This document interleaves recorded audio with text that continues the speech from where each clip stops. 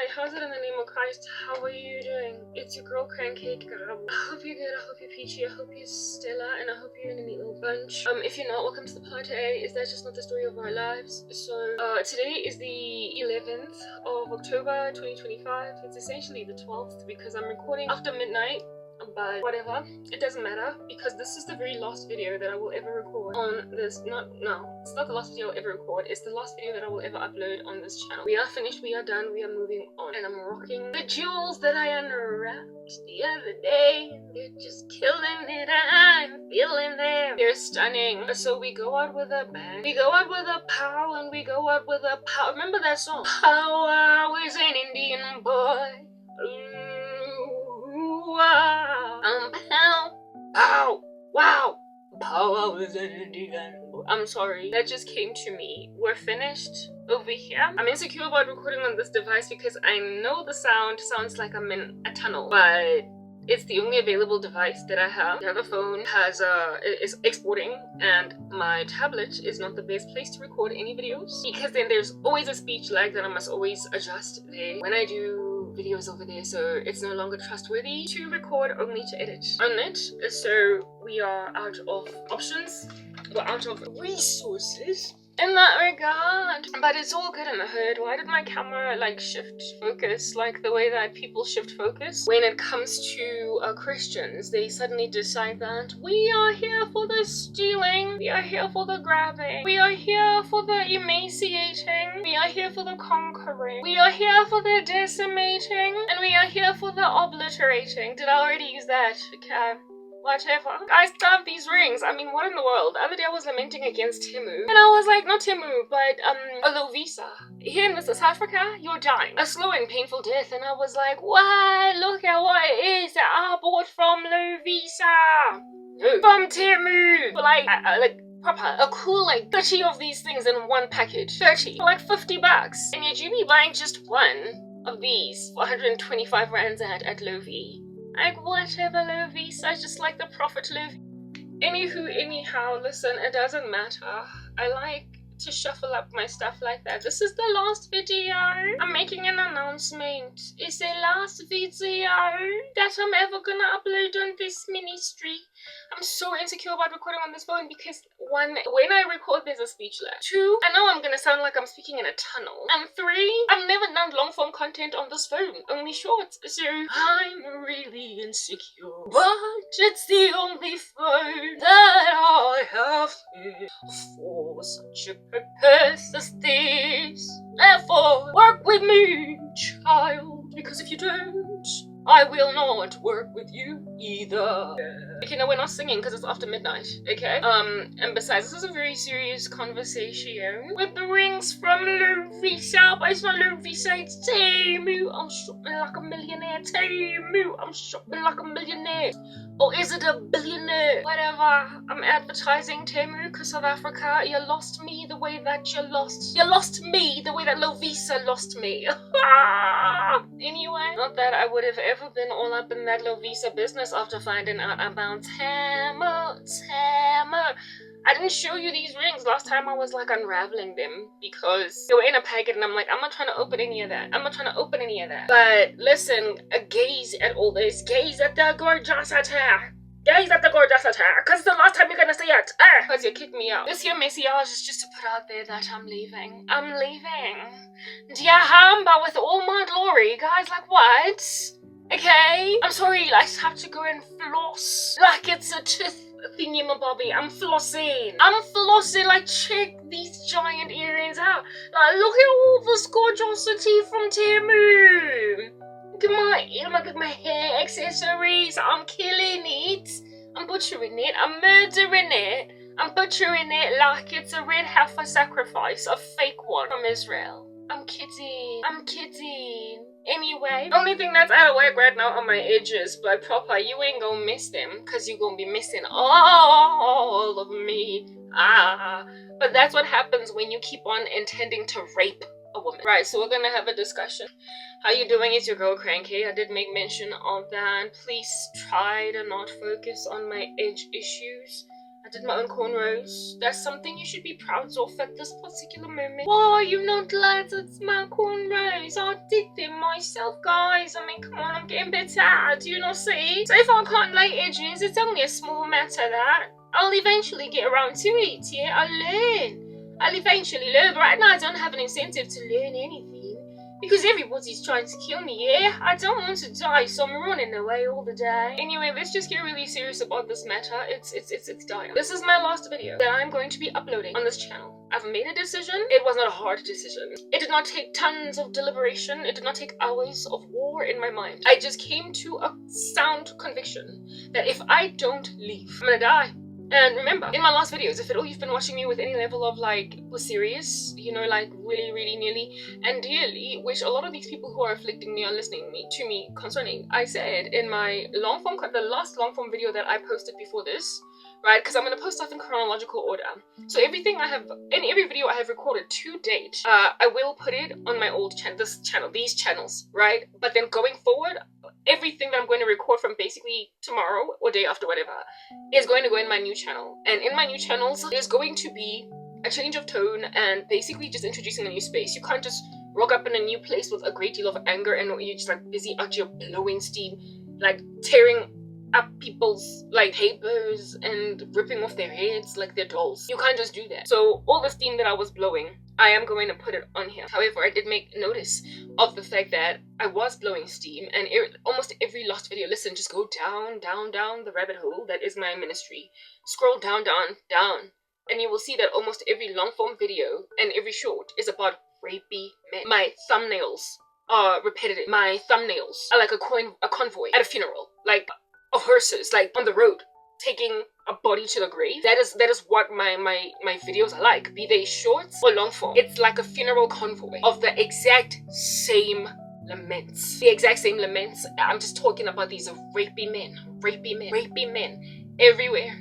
And with me speaking that way, the reason why it's like a convoy at a funeral is because inevitably, if at all, I don't run from them. I promise you right this minute, it will be my body in one of those hearses en route a cemetery, because I'm gonna die. Because who in the world gets encircled by that many rapists and doesn't eventually die? If it is within your prerogative to run, then if it is within your prerogative to run, then run, child. This phone has started with its glitching and its twitching.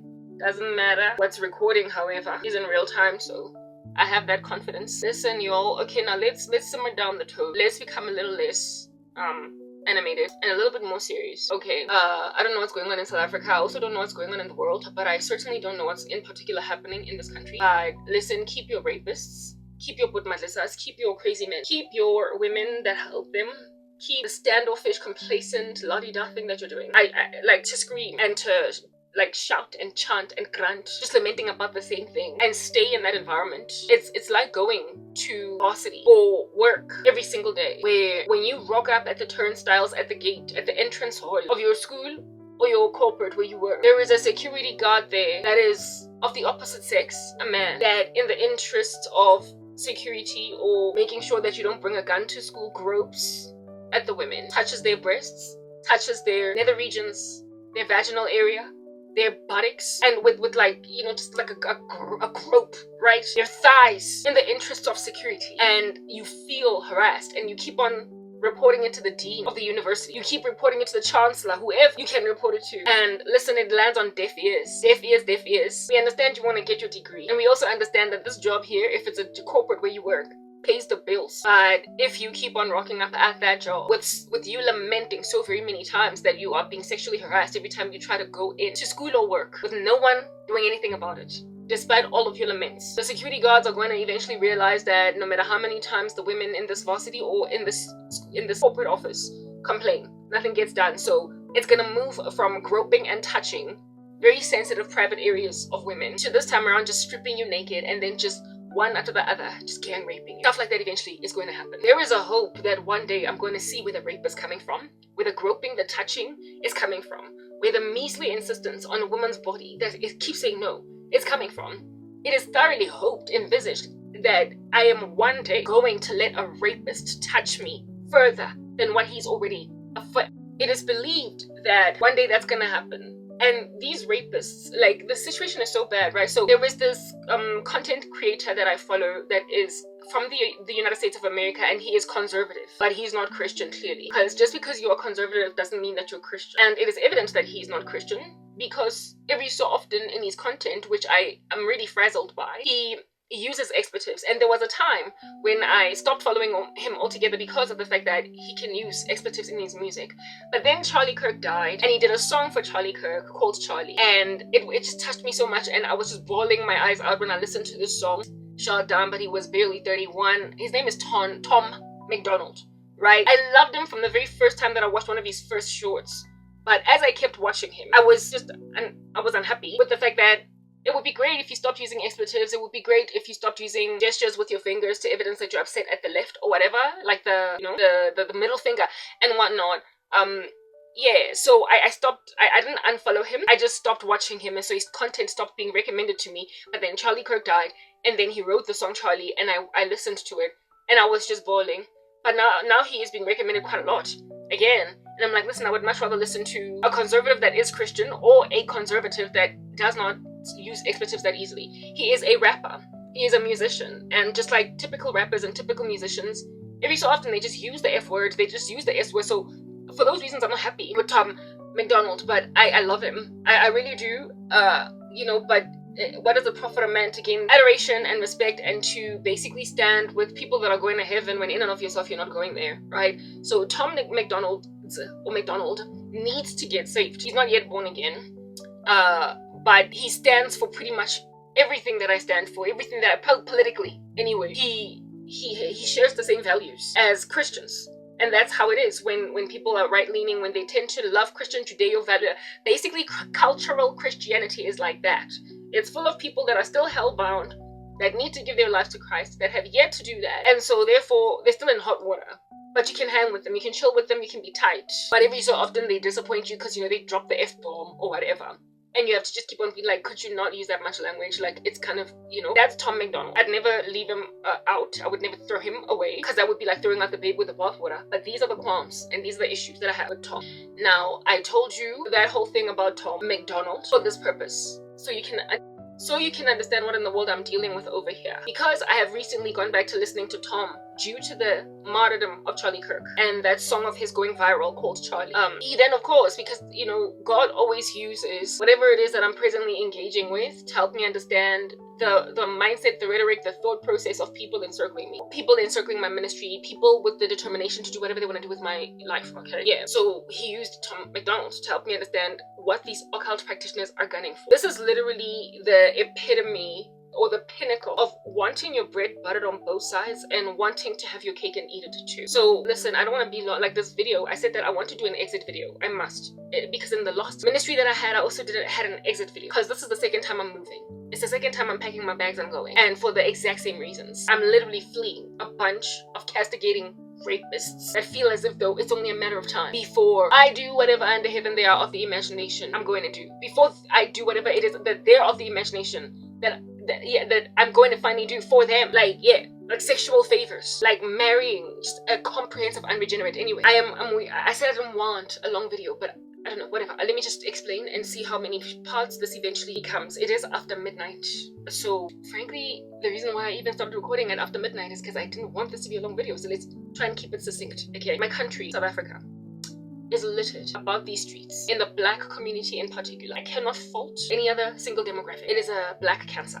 I will not lie. With men that are the bane of women's existence, be they black, white, pink, purple, whatever, but especially black women, considering that, unfortunately, being black and with the historical undertones of blackness, there tends to be a general patience, for lack of a better word. But rather, the proper description here is dragging of feet pertaining our issues. When black children cry on school playgrounds, they're less run to by teachers, by caregivers, than when any other race of child is in danger. When black kids are roaming the streets, I explained to you guys that in black culture in my country, and I think it's still a thing, I don't know though, there are kids that you will see that are very young, like as in 6-7 years old, in downtown Joburg, a dangerous place. It's full of crime, it's full of muggings, it's full of, go and just look up the stats of Johannesburg, and you will know it's got one of the highest crime rates in the world, and downtown Joburg is especially rife with this. There's lots of crime, but black people frequent there regularly enough for them largely to sort of kind of, because a lot of times with crime statistics, they'll say that crime has gone up 20% or 30%, but you might find the majority of the population having not experienced it. And those crimes that are reported are concentrated amidst a small number of people. So you can have a whole bunch of South Africans that have never experienced a single mugging and yet live in the highest crime rate in the country. In the highest crime zone in the land, right? So black people are always bustling up and down downtown Johannesburg with barely any scars, barely any wounds, any issues at all. I grew up going to school, traveling through downtown Joburg with limited issues. All that you would endure is the random dude on some hello nice, and just like hollering at you from a corner even though he's much too old for you. But you're largely sort of kind of safe. But when it gets dangerous, when it gets really dangerous, when it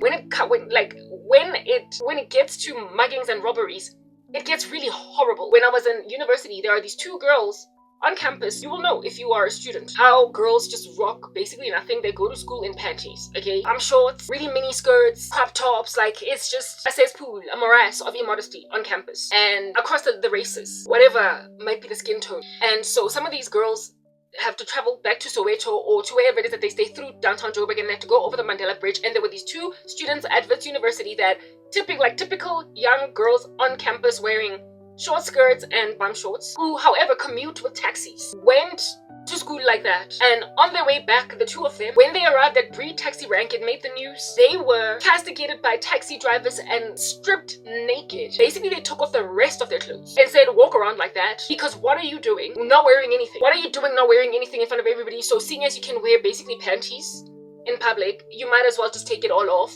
And they were paraded. They were paraded naked in the square by some pretty misogynistic men who felt like it was within their prerogative to judge, rule, and basically come up with a set of life conditions for people that are not even their own children. That was a very extreme case, but it caused a whole bunch of black girls coming back from wherever using downtown Joburg to next time wear pants, next time wear long skirts, long dresses, because hey, these taxi drivers, they might just have a field day with you. And then there's also the extremes where it is that there's taxi violence and people get caught in the crossfire, so people get killed, they get like shot, dead, rapes, random stuff that when it happens to you is really bad. It's what I'm getting at.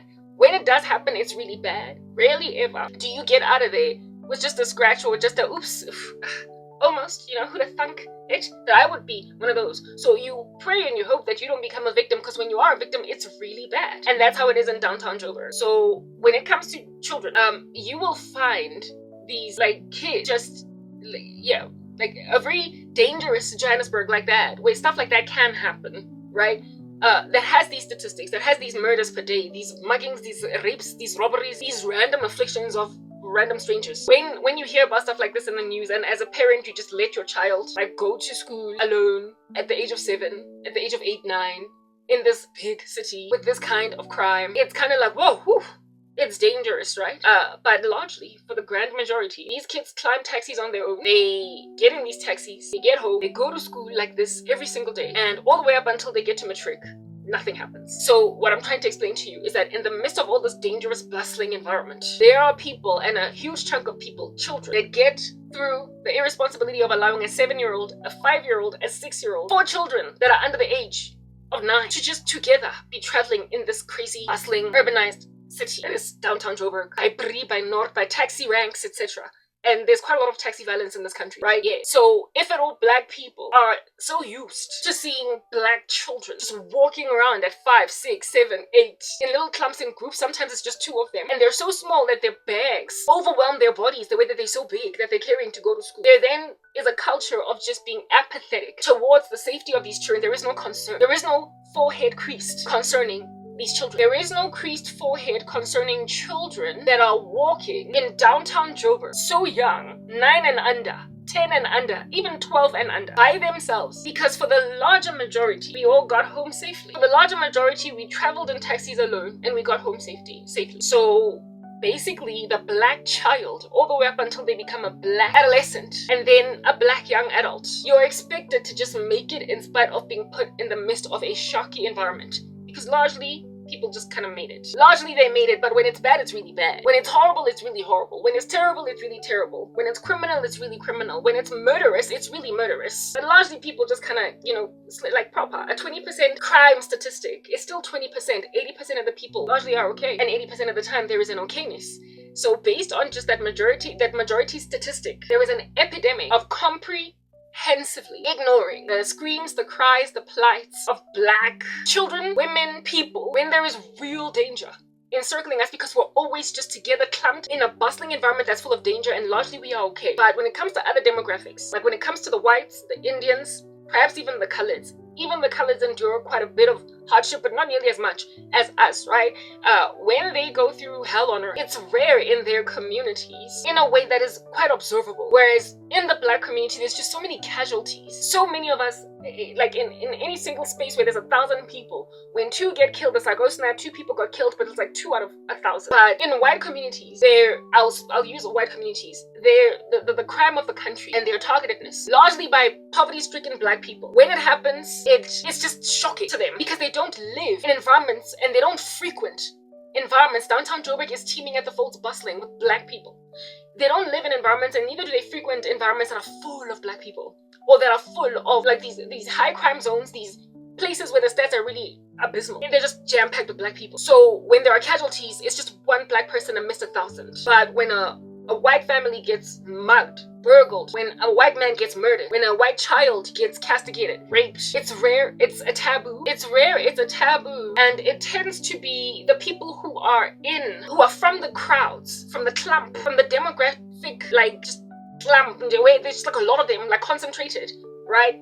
They travel over into white neighborhoods, into Indian neighborhoods, largely white, okay? They travel over into these neighborhoods, and then they rob, they mug, and so basically they have to travel from a high crime space where a whole bunch of people endure a lot of casualties, a whole bunch of black people endure a lot of casualties that are largely just kind of swept under the carpet, and then they travel over to a space that does not have, I guess, the level of crime statistics that you would find concentrated in downtown Joburg, but they move over into suburbia, and then they mug, or they steal, or they stab, or they whatever, and then it's shocking to that community in a way that a stabbing and a mugging and a shooting in downtown Joburg, just another black person, is not nearly as shocking, because we're always in the midst of danger. And the stats, even though there's a 20% crime increase, 20% is still not 100. There's still 80% safety. I made mention of that. Whereas in a space where there's barely any crime, or rather, barely any expectation of something strange happening, when it does happen, it causes a lot of shock, because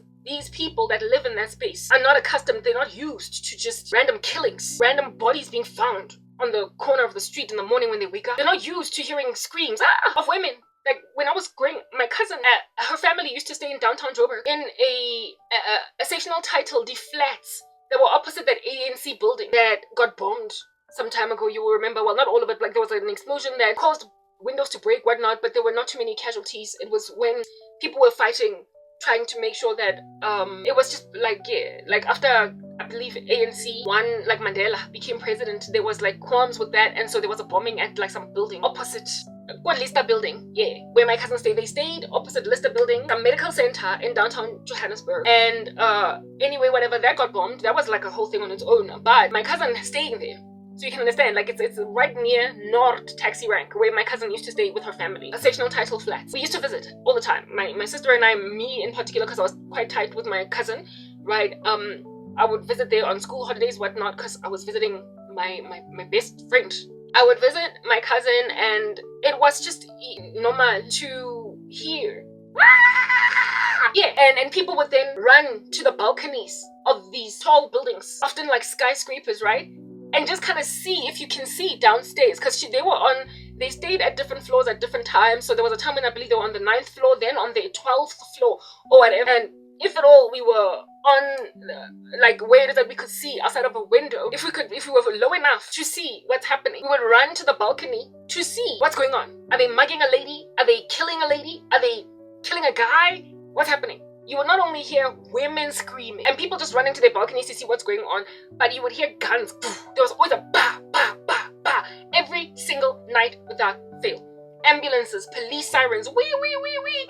Just lots and lots of violence. that it was just any other day. And if it happened close enough to the place where we stayed, where my cousin stayed, with the flats, if it happened close enough, then we would all run to the balcony to see what's going on. But nobody would run downstairs to actually do something about it.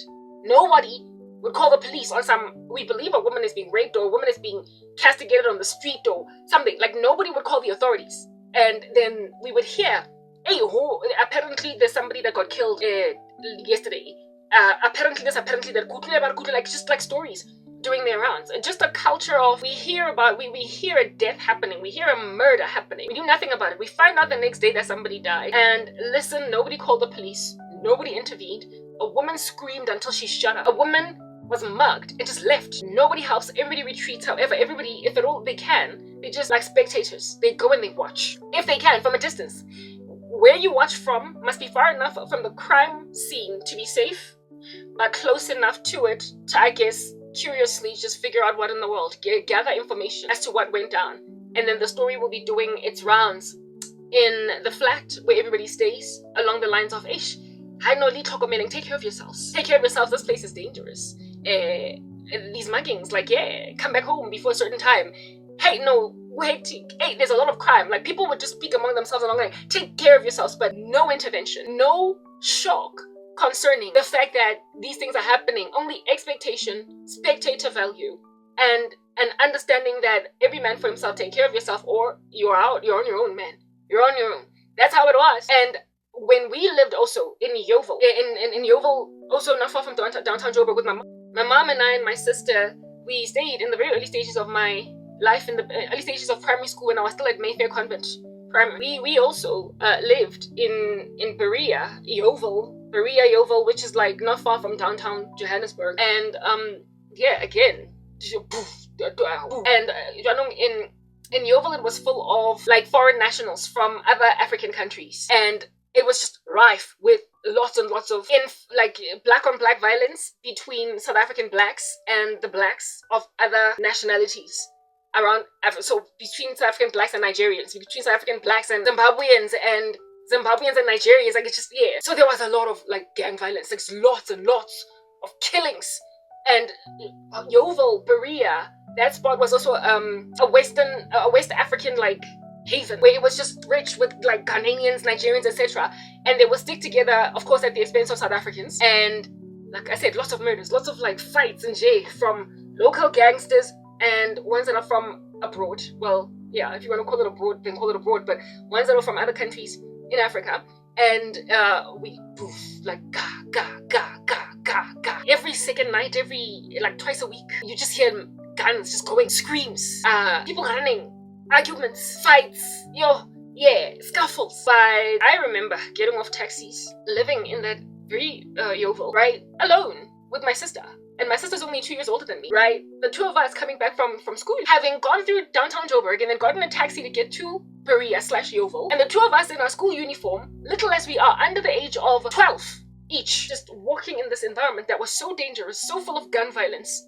And yet my mother trusted or expected that we were going to get home safely. Were there kids that were harmed? Yes, but we were not among them. And people looked at us when we were coming back from school, going to school, and all these things, like, this is normal. Like, black kids, you find them just littered across these streets. Whether or not there's pedophiles, irrelevant. Because largely there aren't. And largely there aren't any pedophiles. Or largely there aren't any random, I mean, we've been...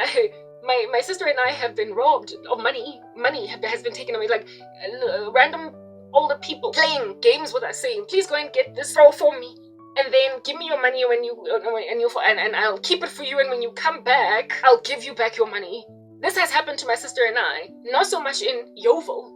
This has happened to my sister and I, not so much in Yeovil where we stayed, but in Durban, where my mother, listen to this, put me and my older sister on a greyhound. My mom had a bestie, a friend that stayed in Durban. And one school holidays, they made an agreement that we were gonna go and visit this friend of my mom's, to go to Durban so we could go to the beach and swim and all that jazz. And she was like, yeah, I'll bring your children. I'll take care of them during the holidays. And my mother did not go with us.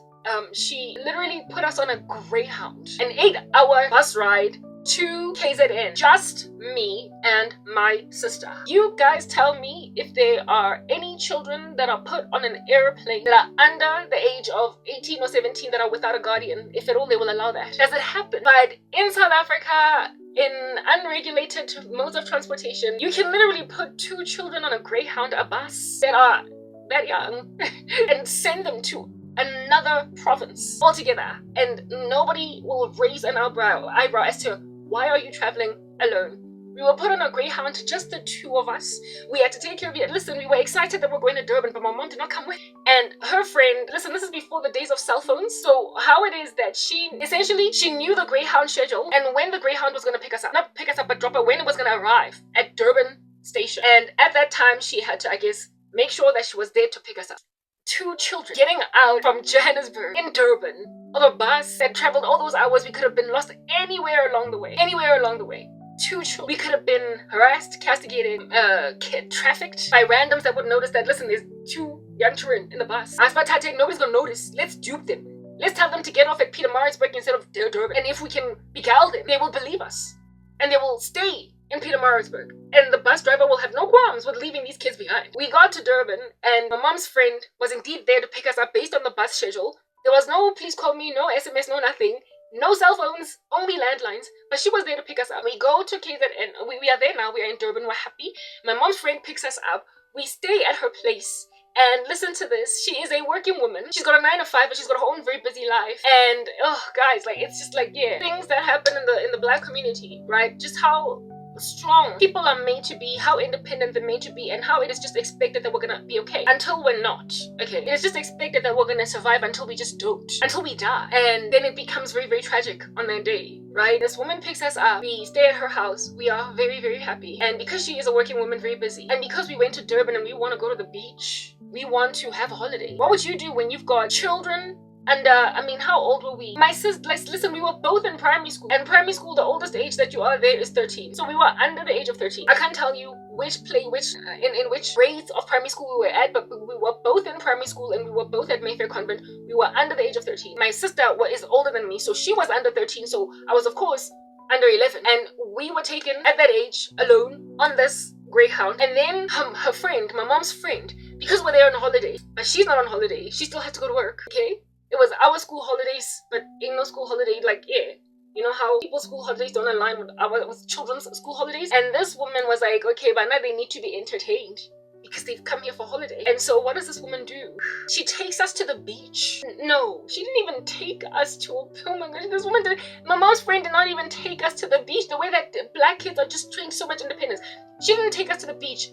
She saw us to the bus stop that goes to Durban Beach. Gave us the money that we needed and whatnot. We packed our bags and everything that had swimwear and little food and money and whatnot. And she put us on a bus and told the bus driver, sorry, she didn't even put us on it. She just told us the night before because she didn't know this woman went to work in the morning is what I'm getting at. But we were not about to go to the beach at like 8 a.m. right? Only at like maybe once 11 a.m. hit, that's when we would then start trekking. But she had trained us that this is the bus, it's going to Durban Beach. When you get in, tell the bus driver that you're going to Durban Beach, and then he will drive you there, and then you must get off there and you must come back the exact same way. I will see you at whatever time you come back. Make sure you're back home by 5. And so the next day, my sister and I, I guess from 11:30, 12, we go out and we stand there. Listen, we're dealing with a 12-year-old and a 10-year-old, maybe even an 11-year-old and a 9-year-old. And we're standing there. We get on a bus. We indeed ask the bus driver, Durban Beach. Bus driver's like, okay, Ngenani.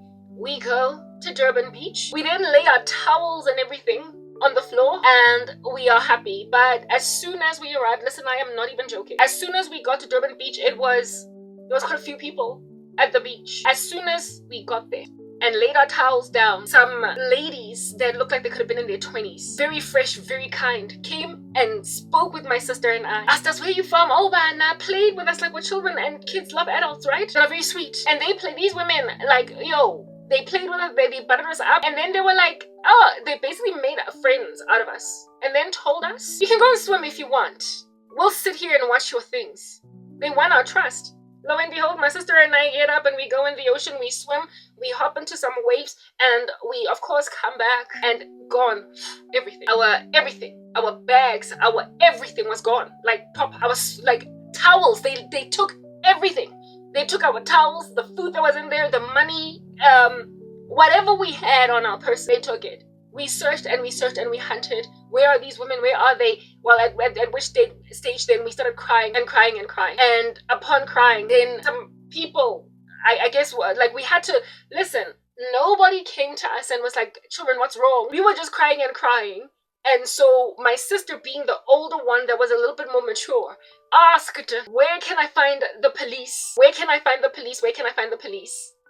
And so somebody was like, go over there to report issues at the beach. And there was like some security guard stand office place. And we go there in tears, in swimwear, swimming costumes, no towels, just swimming costumes, no flip-flops, nothing. Swimming costumes only on our bodies. And we go inside this police station, this security guard place. And the security guard calls the police. The police get there. No cases opened because when the world are we going to even begin to find people that stole children's luggage, food, money, whatnot. They put us in a police van at the back. I remember it like it was yesterday. They put us in a police van at the back and asked, where do you stay? Essentially, they were giving us a ride home. They put us in a police van at the back and asked where we live. And my sister thankfully knew the address where we stayed. Yeah, because that was stuff that they made sure we know. This is where you stay, get number, this, that, and the other. It's on the street. So my sister, having been in DG, my sister was in like a hard knock academic, so she could never forget anything. Yeah, okay, she then told them the address, and the police van drove us to where we stay, to where we lived. Essentially, listen, these women took everything, including like the keys to the house. Like, they wiped us clean. And yeah, they dropped us off. They did not even like knock on the door to talk to adults, nothing. They just dropped us off and said, okay, you're home now, you're safe, bye. Oh my goodness. Well, of course, we then in that swimwear sat and waited for Auntie, my mom's friend, to come back home from work and find two shivering children in swimwear, just chilling, go gating, unable to get inside. Remember, before cell phones, before please call me's, before anything, we didn't have any money, we couldn't call anybody. They just dropped us off, and then my mom's friend eventually comes back from work and finds us shivering at her door. And I guess she felt like trash, like death warmed up, right? She must have felt really terrible. But she then was like, what's going on? My sister then we cry, we explain the story, and after 24 hours it was made a joke. It was funny because we lived, right? That's the thing. It was laughed about because we lived, we made it, we survived. And that which was stolen from us was of no essence. It was little amanzamangani to adults, right? To us, it was property that made some kind of sense. It was our shoes, our clothes, and you know how kids love their things. Yeah, but to the grown-ups, after 24 hours had come and gone, and we were safe, it was evident that nobody was dead, dying, yeah. When then our safety was ascertained, we didn't get raped, only stolen from by some crazy ladies at the beach, then it was made a joke and they laughed at us. And I kid you not, it became like a whole theme of laughter against us in the family. My mom's friend told my mom, I would have been big mad as a mother if at all my friend had just listened. I leave my kids in your custody and you just let them endure all this, but at the same time, you put your kids in a Greyhound to travel 8 hours in a bus. So I guess everybody hears the exact same thing, right? So nobody can be calling anybody out on any kind of ill parenting or ill guardianship because everybody was just so lackluster and loose with children. But that was the issue. That was the problem of that particular circumstance. We became a laughing stock. It's what I'm getting at. Like, everybody laughed. That story made news. Everybody made out of us a laughing stock. Cousin Wonkumuntu, and understand you that story that I just told you guys about what happened at KwaZulu-Natal in Durban. It happened to my cousin and her brother.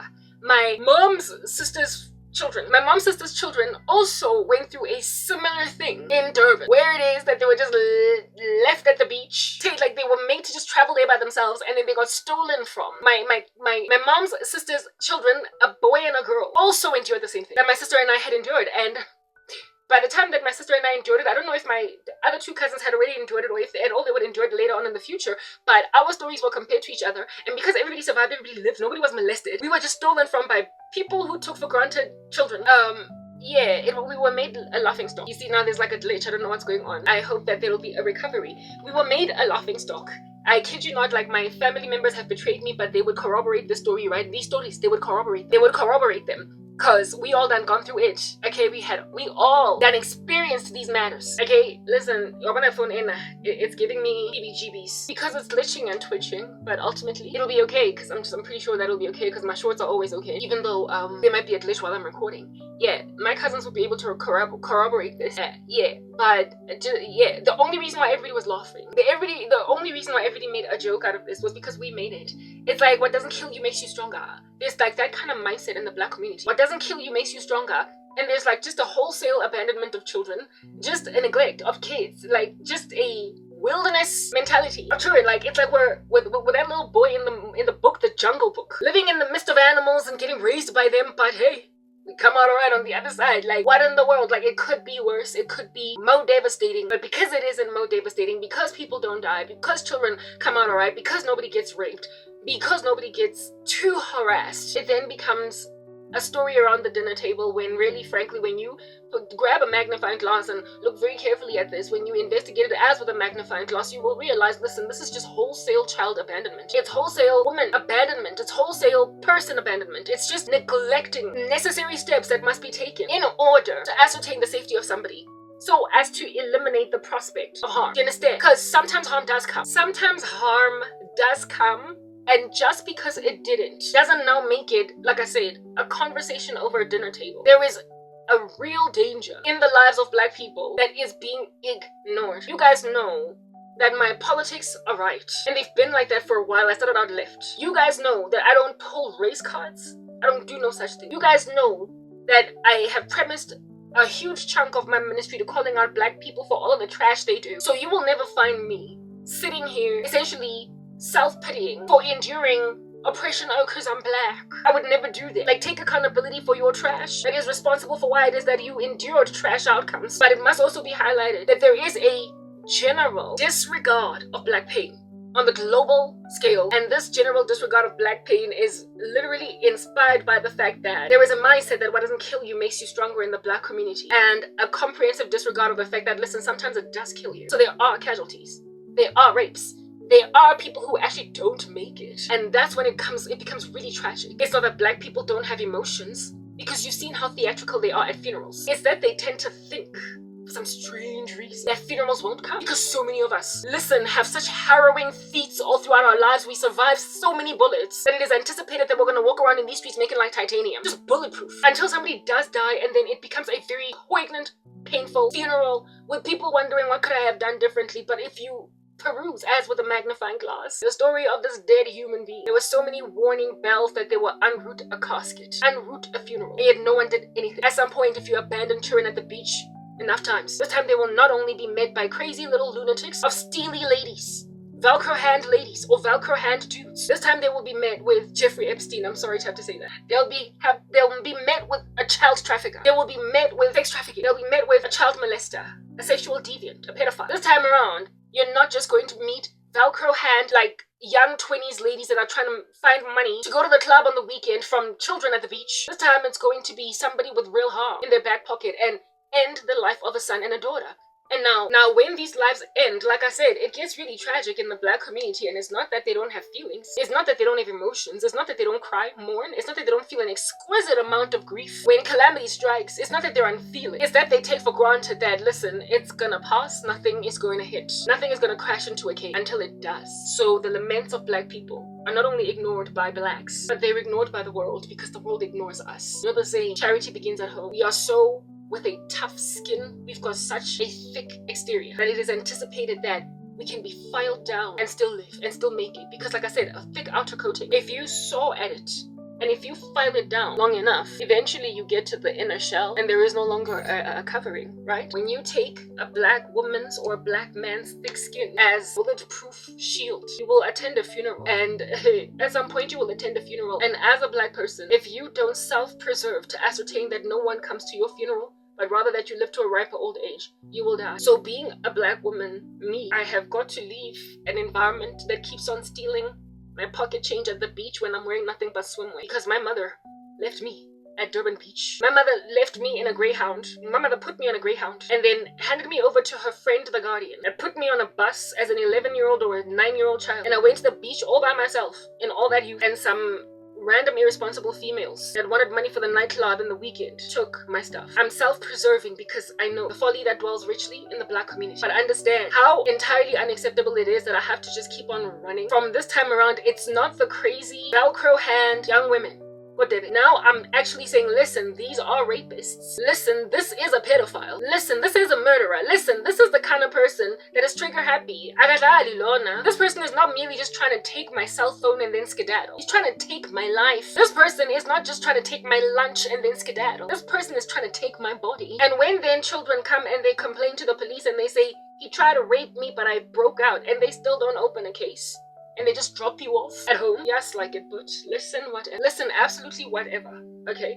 I'm doing edits, so there's going to be slight distraction, but once I'm done with these edits, I'll be 100% with you. But that's like a thing. Like I said, in the black, like whenever there are just heinous tragedies in the black community, there tends to be lots and lots of data that can be gathered to see how preventable this thing absolutely was, and yet there were no steps taken. A lot of times, heinous tragedies. Oh my goodness, what is with the glitch? Like, I can't stand that this thing every so often is glitching and twitching. Heinous tragedies that tend to happen in other communities tend to happen in spite of all the interventions that they put in place. They were broken into anyway. Like, if you look at a lot of homes in the north of Johannesburg, it's gated communities, highly secured, high walls, electric fences, guarded people that are always clutching their person. 10 steps. Person learned martial arts, what do they call the self-defense, 3 months ago because she has endured this white chick a mugging in that street of that gated community, despite it being all that gated. 4 months back, so now she's a martial arts champion. And so when then she is found dead in some bush, she fought, and in spite of all the interventions that she embarked on, she lost. Because the person overpowered her anyway, came from an angle that she could not anticipate, so her martial arts did not help her along. And so now there's a white girl that's dead. But if you look at, like I said, everything in her life encircling that event, nothing could have been done. The way that she was just come up at from whatever crazy bat out of hell angle, she couldn't have seen that coming, and so now she's dead. But when we as black people come up at from like some strange angle, we tend to see the projectiles, and we tend to have ducked so many projectiles and survived them that it is entirely unfeasible that the same projectiles from the same source finally killed us. It literally becomes entirely unacceptable that we got killed by the very thing that we kept running from. We got killed by the very thing we kept running from. Let's just look at Kesia Gaugelo. I forget. I don't forget her surname. I don't look it up. There was a young woman in this country that was killed at a tavern by an ex-boyfriend. Do you understand? When you go down and you investigate as with a microscope, a magnifying glass, what in the world under heaven killed Gaugelo? You would know that she had taken out a wrist, and I say what in the world would kill her.